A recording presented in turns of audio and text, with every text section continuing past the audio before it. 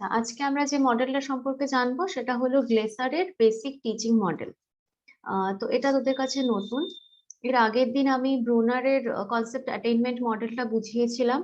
তোদের মধ্যে অনেকে ছিলি না আগের দিন। ওটা নিয়ে কারোর কোনো কনফিউশন আছে? ব্রুনারের কনসেপ্ট অ্যাটেইনমেন্ট মডেলটা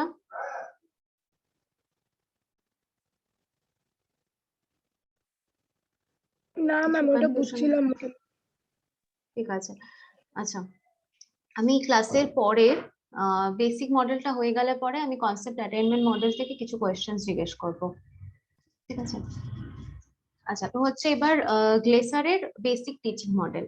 তো এখানে তোরা লিখবি প্রথমেই রবার্ট গ্লেসার 1962 সালে 1962 সালে বেসিক টিচিং মডেলটি তৈরি করেছিলেন।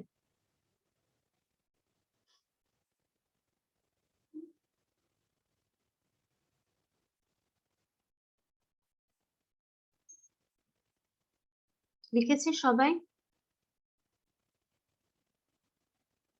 ম্যাম আরেকবার বলেন। রবার্ট গ্লেসার 1962 সালে 1962 সালে বেসিক টিচিং মডেলটি তৈরি করেছিলেন। এবার হচ্ছে এটাকে বেসিক টিচিং মডেল কেন বলা হচ্ছে, এটার এরকম নাম হবার কারণ কি? তার কারণ হচ্ছে এই মডেলটাতে 4টে প্রাথমিক বিষয়কে এখানে গুরুত্ব দিয়ে এই মডেলটা তৈরি হয়েছিল। 4টে বেসিক বিষয় বা প্রাথমিক বিষয়কে গুরুত্ব দিয়ে এই মডেলটা তৈরি হয়েছিল বলেই এটাকে বলা হয় বেসিক টিচিং মডেল। এবার এই বেসিক জিনিসগুলো কি কি, প্রাথমিক জিনিসগুলো কি কি? প্রথমে হচ্ছে উদ্দেশ্য। তোরা দেখবি যে তোদের যে সিলেবাস আছে ওই সিলেবাসের একদম শুরুতে থাকে না অবজেক্টিভস, থাকে না? থাকে তো অবজেক্টিভস ইউনিট 1 এর আগে। ওটা দেখবি সবাই অবজেক্টিভসটা পড়বি। তো অবজেক্টিভসটা পড়লে তোরা দেখতে পাবি যে এই যে গোটা সেমেস্টারটা এখানে কি কি উদ্দেশ্য পূরণ, মানে উদ্দেশ্যকে মাথায় রেখে এই গোটা সিলেবাসটাকে রেডি করা হয়েছে। কোন উদ্দেশ্যগুলোকে পূরণ করতে হবে, গোটা কোর্সের মধ্যে তোদের কি কি উদ্দেশ্য পূরণ করতে হবে। তো এই জন্য সবার প্রথমে হচ্ছে উদ্দেশ্য। মানে আমাদের সামনে যদি একটা লক্ষ্য না থাকে তাহলে কি আমরা ঠিকঠাক ভাবে নিজেদের ইনপুট দিতে পারবো না? না, আমাদেরকে যদি বলা হয় যে তুমি খুব ভালো মানে তুমি যদি খুব ভালো পড়াশোনা করো তাহলে তুমি 80% মার্কস পাবে, তুমি পরবর্তীতে চাকরির পরীক্ষাতে আরো বেটার পারফর্ম করতে পারবে, ভালো মার্কস পাবে, সেখানে তুমি একটা ভালো গভর্নমেন্ট জব পাবে, বা তুমি আরো বেটার একটা ফিউচার হবে, তোমার মোদ্দা কথা হচ্ছে বেটার একটা ফিউচার হবে। এই লক্ষ্যটা পূরণ করার জন্য আমরা পড়াশোনা করি। এবার এই আমাদের সামনে যদি কোনো লক্ষ্যই না থাকে তাহলে আমরা কোন দিকে দৌড়বো? আমাদের দৌড়ানোরই ইচ্ছে হবে না, তাই না? তো এই জন্য সবার প্রথম হচ্ছে সব থেকে বেশি দরকার হচ্ছে লক্ষ্য। তো এই জন্য প্রথম বিষয়টা হচ্ছে আমাদের হবে এখানে ফার্স্ট বিষয়টাকে লেখে ভাবে ইনস্ট্রাকশনাল অবজেক্টিভস বা শিক্ষণমূলক উদ্দেশ্য। এই বেসিক মডেলের প্রথম বিষয় হলো অবজেক্টিভস।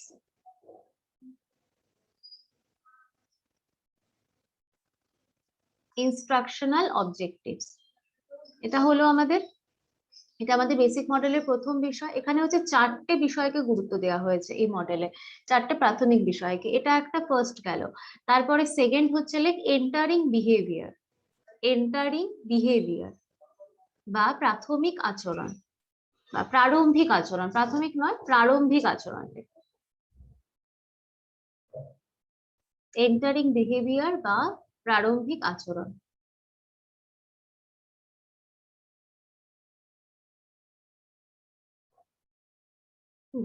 দেখবি যে কোথাও কোনো দৌড় শুরু করার আগে যারা রানার থাকে তাদেরকে একটা পজিশনে বসতে হয়, তাই না? পজিশনে একটা বসে, সবাই দেখেছিস একটা পজিশনে বসে, তারপরে ইনস্ট্রাকশন দেয়, তারপরে ওরা ওদের পাটাকে ঠিকঠাক ভাবে নিয়ে আসে না? জাস্ট এরকম বসে থাকে, তারপরে ওঠে, পাটাকে একটা ঠিক পজিশনে নিয়ে আসে। এরকম ভাবে কি হচ্ছে ওদেরকে, এটা হচ্ছে ওদের এন্টারিং বিহেভিয়ার। ওরা যে দৌড় স্টার্ট করবে তার আগে ওদেরকে একটা প্রিপারেশন নিতে হয়। ওদেরকেও যেমন একটা প্রিপারেশন নিতে হয়, আমাদেরকেও একটা প্রিপারেশন নিতে হয়। এবার আমাদেরকে মানে টিচার্সদেরকে কি করতে হবে, স্টুডেন্টের যে প্রাথমিক যে প্রিপারেশনটা যে আছে এই প্রিপারেশনটাকে ঠিকঠাক ভাবে বুঝতে হবে। কখনো কখনো কোনো স্টুডেন্ট থাকে ভীষণ এক্সাইটেড, একদম ওভার এক্সাইটেড থাকে, আবার কোনো স্টুডেন্ট থাকে খুব কনফিউজড কি করব কি করব না, আবার কোনো স্টুডেন্টের মধ্যে থাকে মানে কোনো হেলদোল নেই, কিছু যায় আসে না, কোনো ইনপুট আউটপুট নেই, এরকম স্টুডেন্ট থাকে। আবার কোনো স্টুডেন্ট থাকে খুব নার্ভাস। তো টিচারকে বুঝতে হবে তার প্রিপারেশন দেখে, স্টুডেন্টের এন্টারিং বিহেভিয়ার দেখে টিচারকে সঠিক মূল্যায়ন করতে হবে যে এই স্টুডেন্টটা কেমন। কারণ হচ্ছে যে স্টুডেন্টটা নার্ভাস, যে স্টুডেন্টটা একটু ভীতু হয়ে আছে, তাকে আমি যেভাবে পড়াবো, আবার যে স্টুডেন্টটা খুব ওভার এক্সাইটেড হয়ে আছে তাকে আমি সেম প্রসিডিউরে পড়াবো না, তাই না? দুজনকে তো আমি আলাদা আলাদা প্রসিডিউরে পড়াবো, আলাদা আলাদা ভাবে মোটিভেট করব দুজনকে, তাই না? তো এই জন্য টিচারকে বুঝতে হবে যে আমার স্টুডেন্টটার এন্টারিং বিহেভিয়ার কি ধরনের। বোঝা গেল এখানে? এন্টারিং বিহেভিয়ার লিখেছিস সবাই? এন্টারিং বিহেভিয়ারটা সেকেন্ড লিখেছিস? বা প্রারম্ভিক আচরণ, প্রারম্ভিক আচরণ, বা এটা হলো শিক্ষার্থীর প্রস্তুতিমূলক আচরণ, এখানে এটা লিখে রাখবি, শিক্ষার্থীর প্রস্তুতিমূলক আচরণ। আর শিক্ষকের কি কাজ হবে? এই প্রস্তুতিমূলক আচরণের সঠিক মূল্যায়ন করা। 2 নম্বরটা বোঝা গেল? 4টে উপাদানের মধ্যে 2টো উপাদান বোঝা গেল? ঠিক আছে। আচ্ছা, এবার হচ্ছে থার্ড উপাদান। থার্ড উপাদানে লেখ ইনস্ট্রাকশনাল প্রসিডিউর।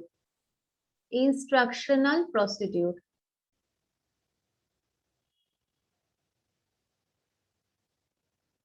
টুম্পার কি খুব ঘুম পেয়ে গেছে? দুপুর হয়ে গেছে না, খুব ভালো ওয়েদার, ঘুম পেয়ে গেছে? না ম্যাম, ঘুমাইছিলাম হঠাৎ করে মানে ঘুম থেকে 12টা উঠে তুই 45 ক্লাসে জয়েন করছিস? হ্যাঁ, হঠাৎ করে মনে পড়ছে যে ক্লাস তো ছিল। খুব ভালো, ঠিক আছে, ক্লাসে ঘুমোস না। আচ্ছা, না না, আর ঠিক আছে। আচ্ছা, থার্ডটা আমাদের লেখ যে ইনস্ট্রাকশনাল প্রসিডিউর। ইনস্ট্রাকশনাল প্রসিডিউর বা নির্দেশমূলক পদ্ধতি।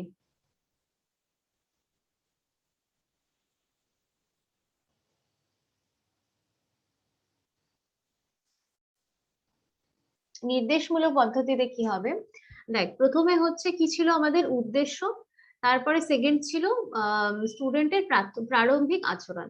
এবার আমাদের যেটা উদ্দেশ্য থাকবে, সেই উদ্দেশ্য পূরণ করার জন্য আমাদের সবার কাছে কিছু স্ট্র্যাটেজিস থাকে, তাই না? সেই উদ্দেশ্য পূরণ করার জন্য আমাদের স্ট্র্যাটেজিস থাকে, তো যে আমরা মানে ধর আমাদের একটা কিছু লক্ষ্য আছে, যেরকম সবার জীবনের একটা একটা কিছু না কিছু লক্ষ্য থাকে, আর তার পাশাপাশি আমাদের সবার একটা স্ট্র্যাটেজিও থাকে যে আমি কি পদ্ধতিতে সেই লক্ষ্যটাকে পূরণ করব। তো আমাদের যে এই উদ্দেশ্য নির্দেশমূলক যে পদ্ধতি, থার্ড আমাদের পয়েন্টটা, এটা হচ্ছে নির্ভর করছে আমাদের উদ্দেশ্যর উপরে, যে আমাদের কোর্সের উদ্দেশ্য কি। আর সেকেন্ড হচ্ছে আমার স্টুডেন্টের কি ধরনের প্রারম্ভিক বিহেভিয়ার, পজিটিভ বিহেভিয়ার না নেগেটিভ বিহেভিয়ার না নিউট্রাল, বা ওর মধ্যে কিছুই মানে হেলদোল নেই, কি ধরনের এন্টারিং বিহেভিয়ার আছে। এই দুটো বিষয়ের বেসিসে টিচার এখানে ডিসাইড করবে যে আমি কি ধরনের পদ্ধতিতে ওদেরকে পড়াবো, বা কি ধরনের স্ট্র্যাটেজি আমি এখানে ইউজ করব। শিক্ষণ কৌশল আমাদের কি হবে, পদ্ধতি কিভাবে পদ্ধতি কি ধরনের হবে, আমি কিভাবে ওদের সঙ্গে ইন্টারাকশন করব, কিভাবে ওদেরকে মোটিভেট করব, এটা হলো আমাদের থার্ড বিষয়, নির্দেশমূলক পদ্ধতি। এটা আমাদের এই আগের দুটো বিষয়ের উপরে ডিপেন্ড করে এটা হচ্ছে থার্ড বিষয়টা। বোঝা গেল? থার্ড উপাদানটা আমাদের আগের দুটো উপাদানের বেসিসে হচ্ছে। এবার হচ্ছে আমাদের ফোর্থ এটা হচ্ছে সবার লাস্ট, এটা হচ্ছে পারফরমেন্স অ্যাসেসমেন্ট। পারফরমেন্স অ্যাসেসমেন্ট বা হচ্ছে কর্মক্ষমতা মূল্যায়ন।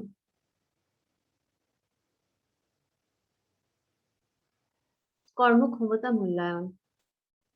লিজা আর সঙ্গীতার কেন ভিডিও অফ?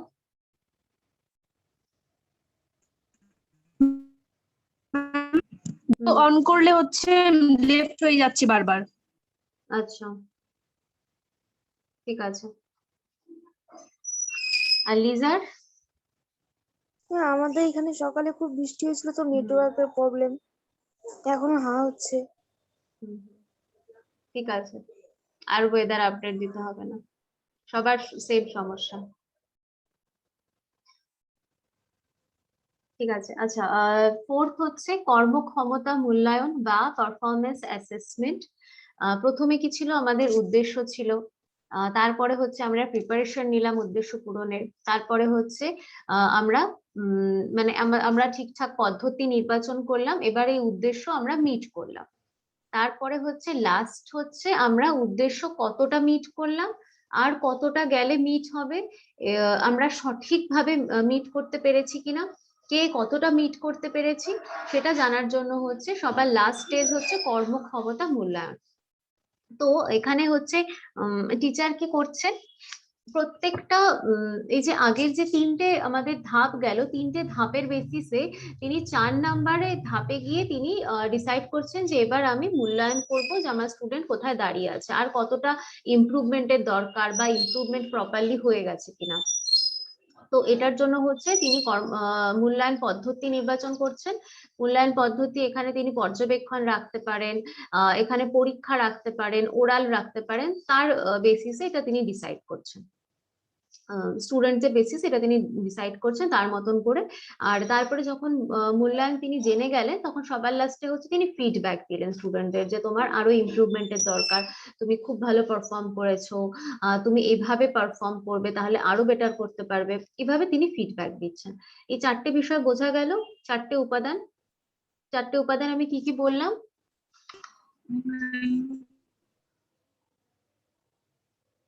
চারটে উপাদান আমি কি কি বললাম? প্রারম্ভিক প্রিয়াঙ্কা দাস বলতো। কর্মক্ষমতা মূল্যায়ন। ম্যাম উদ্দেশ্য ফার্স্টটা, ইনস্ট্রাকশনাল অবজেক্টিভস, সেকেন্ডটা হলো এনকোয়ারি বিহেভিয়ার মানে প্রস্তুতিমূলক এন্টারিং, আচরণ। Entering behaviour. ও আচ্ছা, এন্টার করেছেন, হ্যাঁ, এন্টারিং বিহেভিয়ার। আর 3 নাম্বারটা হলো ইনস্ট্রাকশনাল প্রসিডিওর, আর হলো পারফরম্যান্স অবজেক্টিভ। পারফরমেন্স, তারপরেরটা কি? পারফরমেন্সের পরে কি বলেছিলাম? অবজেক্টিভস নয়, অবজেক্টিভস তো একদম আগে ছিল। অ্যাসেসমেন্ট বা মূল্যায়ন। চারটে বুঝতে হ্যাঁ, অ্যাসেসমেন্ট পরীক্ষা করা না, অ্যাসেসমেন্ট। বুঝতে পেরেছি সবাই? হ্যাঁ ম্যাম। লিজা? হ্যাঁ ম্যাম। ঠিক আছে, এই চারটে বোঝা গেল। এই চারটে হচ্ছে আমাদের মেইন উপাদান। এই প্রাথমিক এই চারটে উপাদানকে গুরুত্ব দিয়ে যেহেতু এই মডেলটা তৈরি করা হয়েছে, সেই জন্য এটাকে বলা হয় বেসিক টিচিং মডেল। এবার এই মডেলটা আমি তোদেরকে ইংলিশে দেব, কারণ বাংলাতে আমি পাইনি অনেক খুঁজেও, তো সেখান থেকে তোরা এটাকে বাংলা করে নিস। আমি তো পয়েন্টস গুলোকে তো বলে দিলাম বাংলাতে, এবার ভেতরের লেখাগুলোকে একদম সহজ ইংলিশে আছে, ওটা অসুবিধা হবে না বাংলা করতে, একদম সহজ ভাষায় আছে, ছোট ছোট পয়েন্ট করা, ওটাকে বাংলাতে করে নিবি। আচ্ছা, এটা হলো আমাদের গেল। এবার হচ্ছে লাস্ট যেটা হচ্ছে যেরকম আমাদের আগের গুলো তো আমরা পড়েছিলাম না, ফোকাস, ইনট্যাক্স, সরি সিনট্যাক্স, তারপরে হচ্ছে সোশ্যাল সিস্টেম, সাপোর্ট সিস্টেম, এগুলো পড়েছিলাম। এবার হচ্ছে আমরা দেখবো এই মডেলটাতে এই 6টা উপাদান কি কি আছে। সর্বপ্রথম হচ্ছে ফোকাস। ফোকাস হচ্ছে এখানে যে চারটে প্রাথমিক উপাদান, সেই চারটে প্রাথমিক উপাদানকে এখানে গুরুত্ব দেওয়া হয়েছে, এটাই হচ্ছে মেইন ফোকাস থাকবে এই মডেলের। তারপর হচ্ছে সিনট্যাক্স। সিনট্যাক্স হচ্ছে প্রথমে হচ্ছে কি হচ্ছে উদ্দেশ্য নির্বাচন করা হচ্ছে, তারপরে হচ্ছে শিক্ষার্থীর এন্টারিং বিহেভিয়ারকে যাচাই করা হচ্ছে, প্রারম্ভিক আচরণ কার কিরূপ আছে সেটা যাচাই করছি। তা এই দুটোর বেসিসে হচ্ছে আমি শিক্ষণ নির্দেশমূলক পদ্ধতি ডিসাইড করছি, প্রসিডিউর কি হবে আমার সেটা ডিসাইড করছি, আর সবার লাস্টে হচ্ছে আমি মূল্যায়ন করছি কে কোথায় দাঁড়িয়ে আছে। একদম সহজ, এটাই হলো আমাদের সিনট্যাক্স এই মডেলের। বুঝতে পারছিস? এই মডেলটা একদম সহজ, ব্রুনারের মডেলটা একটু ডিফিকাল্ট ছিল, এটা একদমই সহজ। আচ্ছা, এটা হলো আমাদের। এবার হচ্ছে থার্ড হচ্ছে আমাদের প্রতিক্রিয়া নীতি বা পারফরমেন্স। হ্যাঁ, প্রতিক্রিয়া নীতি বা হচ্ছে যেটা আমাদের principles of reaction. Principles of reaction হচ্ছে এখানে আর কিছুই না, স্টুডেন্টরা কি ধরনের রিয়াকশন করছে, মানে অ্যাকশনের তো রিয়াকশন হয়, স্টুডেন্টরা কি ধরনের অ্যাকশন করছে তার বেসিসে টিচার কি ধরনের রিয়াকশন করবেন, বা টিচারের রিয়াকশনের ভিত্তিতে স্টুডেন্টরা কি ধরনের রিয়াকশন করবেন সেটার কথা এখানে বলা হচ্ছে। এবার হচ্ছে এখানে হলো বিষয়টা এই ধরনের হবে, যেরকম এন্টারিং বিহেভিয়ারের কথাই আমি বলছি, সেখানে ধর স্টুডেন্টদের কিছু সমস্যা হতে পারে, কিভাবে স্টার্ট করব বুঝতে পারছে না, বা একদম শেষে গিয়ে যখন আমি মানে মূল্যায়ন করছি স্টুডেন্টদের, তখন আমি দেখছি তাদের মধ্যে এখনো কিছু সমস্যা রয়েছে। তো এই যে রিয়াকশন গুলো স্টুডেন্টদের, এই রিয়াকশন গুলোকে টিচার সঠিকভাবে মূল্যায়ন করবেন, সঠিকভাবে যাচাই করবেন, কার কোথায় কি সমস্যা রয়েছে আর কতটা মোটিভেশনের দরকার, এই জিনিসগুলোকে তিনি সঠিকভাবে যাচাই করবেন। এটাই হলো প্রতিক্রিয়ার নীতি। আর তারপরে হচ্ছে এরপরে হচ্ছে যেটা আমাদের সোশ্যাল সিস্টেম বা সামাজিক ব্যবস্থা হচ্ছে। এই মডেলটা হচ্ছে সব থেকে বেশি হচ্ছে এখানে কি বলবো, টিচারকে বা স্টুডেন্টকে এখানে সেটাকে গুরুত্ব দেওয়া হচ্ছে না, এখানে গুরুত্ব দেওয়া হচ্ছে টিচারের কর্মক্ষমতাকে, তার ক্যাপাবিলিটিস কে এখানে সব থেকে বেশি গুরুত্ব দেওয়া হচ্ছে। তার কারণ তিনি তার ক্যাপাবিলিটিস এর ভিত্তিতে উদ্দেশ্য নির্বাচন করছেন, স্টুডেন্টের প্রারম্ভিক আচরণকে যাচাই করছেন, এই দুটোর বেসিসে তিনি পদ্ধতি নির্বাচন করছেন এবং সবশেষে তিনি মূল্যায়ন করছেন। তো এখানে হচ্ছে সাপোর্ট সোশ্যাল সিস্টেমটা পুরোপুরি ভাবে টিচারের ওপরে রয়েছে, টিচারের কর্মক্ষমতার উপরে রয়েছে, এটা কর্মক্ষমতার উপরে নির্ভর করছে সোশ্যাল সিস্টেমটা। আর এরপরে হচ্ছে সহযোগী ব্যবস্থা বা সাপোর্ট সিস্টেম।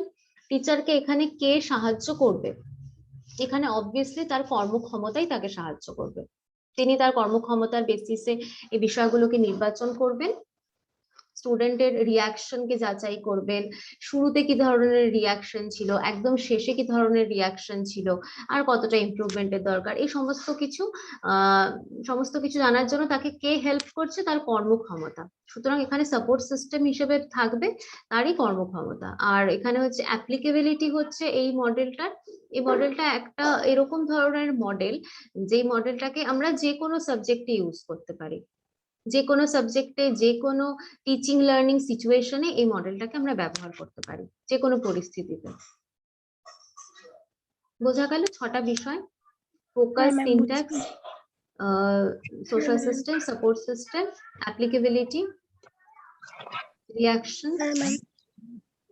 হ্যাঁ ম্যাম। বুঝতে পেরেছিস না? আরেকবার বলতে হবে কিছু? বুঝছি ম্যাম, সোজাই আছে। এই মডেলটা একদম সহজ আছে, ব্রুনারের মডেলটা একটু ডিফিকাল্ট ছিল। হ্যাঁ সঙ্গীতা বল।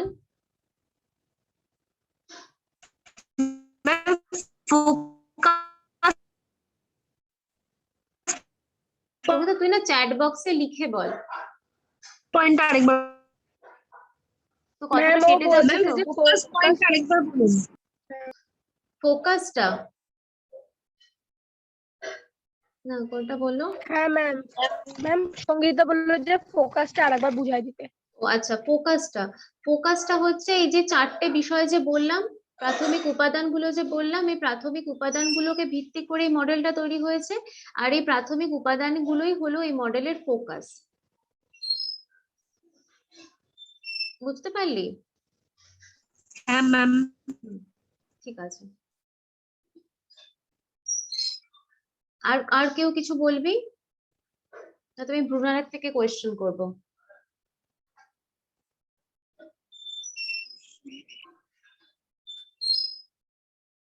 ব্রুনারের মডেলটা কি ধরনের ছিল, কিভাবে স্টার্ট করতো টিচার? ব্রুনারের মডেলটার বেসিক বিষয়টা বল আমাকে।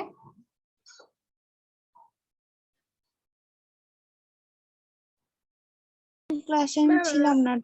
মানুষের পার্থক্যকরণের উপর ভিত্তি করে পার্থক্য করার উপর ভিত্তি এবং করে। শ্রেণীকরণের উপর ভিত্তি করে। একদম শুরুতে কি করতেন টিচার? একদম শুরুতে ক্লাসে ঢুকে কি করতেন?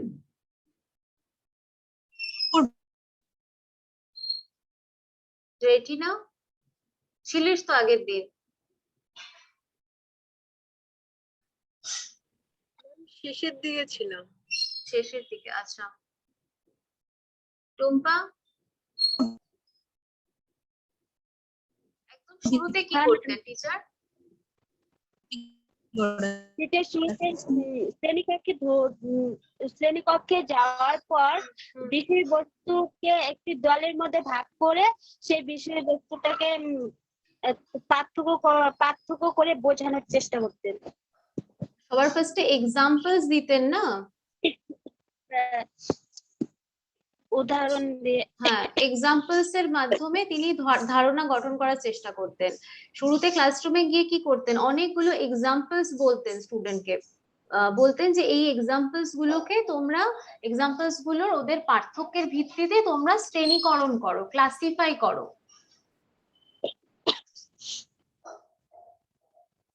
বুঝতে পারছিস না ভুলে গেছিস? জল খেয়ে নে। আচ্ছা, যারা আগের দিন ছিলিস না, আমি আরেকবার বলছি মডেলটাতে কি করতেন, আমি বেসিকটা বলে দিচ্ছি। টিচার হচ্ছে সবার প্রথমে ক্লাসরুমে গেলেন, এবার তিনি বিভিন্ন ভ্যারাইটিস বিষয় সম্পর্কে তিনি কিছু এক্সাম্পলস বললেন। যেমন হচ্ছে এরকম হতে পারে যে ধর এরকম বলছে সাদা কালো কিছু রঙের কথা বললেন। আবার হচ্ছে ধর বললো যে কুকুর বিড়াল এরকম ধরনের বললেন। আবার ধর বললেন যে পাহাড় পর্বত, এই বিষয়গুলো বললেন। তো এখানে কি হলো, অনেকগুলো ভ্যারাইটিস আলাদা আলাদা এক্সাম্পলস তিনি বললেন, তো অনেকগুলো আলাদা আলাদা বিষয় বললেন। এবার তিনি বললেন যে এই যে এই 10খানা যে আমি নাম বললাম, এদের মিল আর এদের অমিলের বেসিসে তোমরা এগুলোকে পার্থক্য করো। তো অবভিয়াসলি তোরা কি করবি, যেগুলো পাহাড় পর্বত আছে সেগুলোকে একদিকে রাখবি, আবার আরেকদিকে কি রাখবি, রং গুলোকে একদিকে রাখবি, কুকুর বিড়াল পশু পাখিকে একদিকে রাখবি। এভাবে 3-4টে তোরা শ্রেণী বিভাগ করলি, তো বুঝতে পারছিস? তাই করবি তো, রেটি না? হ্যাঁ ম্যাম। তারপরে যখন এরকম ক্লাসিফিকেশন করা হয়ে গেল, তখন টিচার বললেন যে আজকে আমি তোমাদেরকে পাহাড় পর্বত সম্পর্কে বোঝাবো। তো পাহাড় পর্বত সম্পর্কে তিনি আরো বেশ কিছু এক্সাম্পল দিলেন, যাতে স্টুডেন্টদের আরো ভালো নলেজ ডেভেলপ হয়, পাহাড় পর্বতের কি ধরনের বৈশিষ্ট্য থাকে, কিভাবে পাহাড় তৈরি হয়, সেটা সম্পর্কে যাতে তাদের একটা ভালো ধারণা হয়, একটা সঠিক ধারণা হয়। এটা হলো স্টুডেন্টদের কিছুটা ধারণা গঠন হলো। এবার তিনি বললেন যে তোমরা এই ধারণা গঠন তোমাদের হয়ে গেল, এবার তোমরা আমাকে আরো কিছু এক্সাম্পল দাও, পাহাড় পর্বতের আরো কিছু এক্সাম্পল দাও। এবার স্টুডেন্টরা কি করলো, আরো বেশ কিছু এক্সাম্পল দিল। তো তখন টিচার কখনো কখনো বলবেন যে হ্যাঁ এই এক্সাম্পলটা ঠিক আছে, কখনো বলবেন যে না এক্সাম্পলটা তুমি কেন বলছো, এটার সঙ্গে তো এটার কোনো মিল নেই, তুমি এটার পেছনে কিছু লজিক বলো, তাহলে কেন এটাকে বলছো তুমি। এবার যদি ধর আমি তোদেরকে এভাবে বলি, তখন তোরা কি করবি, তোদের কিছু বলার পেছনে কি লজিক রয়েছে, তোরা সেই কারণটা তো বলবি না আমাকে। আরো বলবি যে না ম্যাম এটা আমার এরকম মনে হয়েছে, তার কারণ এরকম বিষয়টা এই ধরনের, এভাবে বললি, তাই না? এভাবে বলবি, বলবি তো এভাবে? হ্যাঁ ম্যাম। তো এতে কি হচ্ছে, তোদের আরো ভালো নলেজ ডেভেলপ হচ্ছে, আরো ভালো একটা ধারণা গঠন হচ্ছে। এইভাবে টিচার কখনো কখনো তাদেরকে কোয়েশ্চেন করবে, কখনো কখনো তাদের এক্সাম্পলস গুলোকে ডাউট করবে, তাতে স্টুডেন্টদের নলেজটা আরো ভালো ডেভেলপ হবে, এভাবে তাদের ধারণা গঠন হবে। মেইনলি হচ্ছে কনসেপ্ট অ্যাটেইনমেন্ট মডেলের মেইন লক্ষ্য হচ্ছে কোনো কিছু আবিষ্কার করা নয়, স্টুডেন্টের মধ্যে ধারণা গঠন করা, বিভিন্ন বিষয় সম্পর্কে ধারণা গঠন করাই হচ্ছে এখানে টিচারের মেইন কাজ, যাতে স্টুডেন্টদের ধারণা গঠন হয়। বেসিকটা বুঝতে পেরেছিস কি রেটিনা? বেসিকটা বুঝতে পেরেছিস? বেসিকটা হচ্ছে কখনো স্টুডেন্টরা পার্থক্য করবে, কখনো শ্রেণীকরণ করবে, এইভাবে হচ্ছে তারা ধারণা গঠন হবে তাদের। আর এটার ফোকাস হচ্ছে এখানে ইন্ডাকটিভ রিজনিং, মানে হচ্ছে জানা থেকে অজানার দিকে যাবেন টিচার। আস্তে আস্তে জানা থেকে আমরা কি হই, আমরা সহজ থেকে আস্তে আস্তে ডিফিকাল্টের দিকে যাই না, আমরা রিয়েল লাইফ এক্সাম্পলস দিয়ে স্টার্ট করি, তারপরে আস্তে আস্তে আমরা থিওরি ডেভেলপ করি স্টুডেন্টের। তো তো এইভাবে হচ্ছে জানা থেকে অজানার দিকেই মডেলটা যাবে, এটাই হলো এর ফোকাস। সিনট্যাক্স হচ্ছে যেটা বললাম যে প্রথমে এক্সাম্পল দেবে, তারপরে বলবে ওটা শ্রেণীকরণ করতে, পার্থক্যকরণ করতে, তারপরে স্টুডেন্টকে বলবে তোমরা আরো এক্সাম্পলস দাও, এটা হলো ওর সিনট্যাক্স। এভাবে পর্যায়ক্রমিক ভাবে এটা চলবে। তারপরে হচ্ছে রিয়াকশন, প্রতিক্রিয়ার নীতি হচ্ছে এখানে স্টুডেন্টদের যখন ধারণা গঠনের সমস্যা হবে তখন টিচার হেল্প করবেন তাদেরকে, কখনো ডাউট করে হেল্প করবেন, কখনো বলবেন যে না এটা ঠিক আছে, এভাবে তাদেরকে হেল্প করবেন টিচার। এটা হলো তার প্রতিক্রিয়া নীতি। তারপর হচ্ছে সামাজিক ব্যবস্থা হচ্ছে যখন টিচার ক্লাসরুমে ঢুকছেন তখন শ্রেণীকক্ষের কন্ট্রোল তার কাছে থাকছে।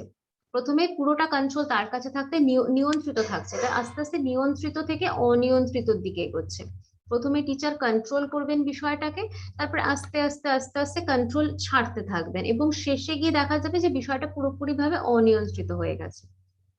এটা হলো সামাজিক ব্যবস্থা বা সোশ্যাল সিস্টেম। তারপরে হচ্ছে সহযোগী ব্যবস্থা বা সাপোর্ট সিস্টেম। এখানে টিচারকে হেল্প করছে হচ্ছে তার দেওয়া এক্সাম্পলস গুলো, এখানে সহযোগী ভূমিকা পালন করছে এক্সাম্পলস গুলো। আর সবার শেষে হচ্ছে মডেলের ব্যবহার।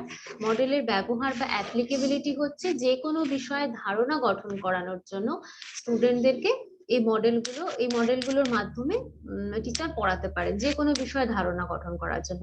সেটা বিজ্ঞান হতে পারে, ভাষা হতে পারে, গণিত হতে পারে, ভূগোল হতে পারে, সোশ্যাল সায়েন্স হতে পারে, সোশ্যাল সায়েন্সের ভ্যারাইটি সাবজেক্টস গুলো।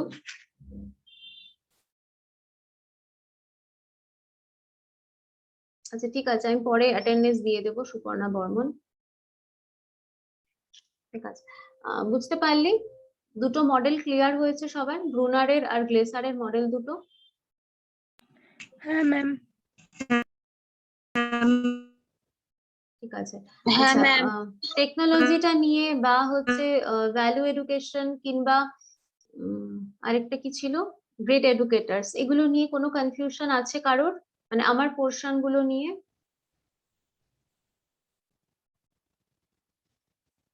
যদি কিছু সমস্যা থাকে এই বিষয়গুলো নিয়ে তাহলে আমাকে পার্সোনালি হোয়াটসঅ্যাপ করবি, কারণ অনেক সময় গ্রুপের মেসেজ দেখা সম্ভব হয় না। তোমাকে পার্সোনালি জানিয়ে রাখবি, তাহলে আমি সেই বিষয়গুলোর উপর আরেকটা ক্লাস নেব। আর আরেকটা হচ্ছে কন্টেম্পোরারি ইন্ডিয়ার বাকি থাকছে, বিষয়টা হলো জেন্ডার, স্কুল অ্যান্ড সোসাইটির ইউনিট 4টা বাকি থাকছে, ওটা আমি স্টার্ট করব। কিন্তু তার আগে এই যে 3টে পেপার আছে, 3টে পেপারের আমার পোর্শনে যদি কারোর কোনো কনফিউশন থাকে তাহলে আমাকে পার্সোনালি হোয়াটসঅ্যাপ করে বলবি, তাহলে আমি পুজোর আগে আরেকটা ক্লাস নেব এই বিষয়গুলোর উপরে। ঠিক আছে ম্যাম, এখন তো মনে পড়ছে না, তার মানে পড়ার পরে যদি মনে পড়ে তখন জানিয়ে দেবো। ঠিক আছে, ঠিক আছে। আমি তোদের ফটো নিয়ে নিয়েছি ক্লাসে, আমি পরে অ্যাটেন্ডেন্স দিয়ে দিচ্ছি। ঠিক আছে, তাহলে ক্লাসটা এখানে শেষ করছি। ঠিক আছে ম্যাম। ঠিক আছে ম্যাম।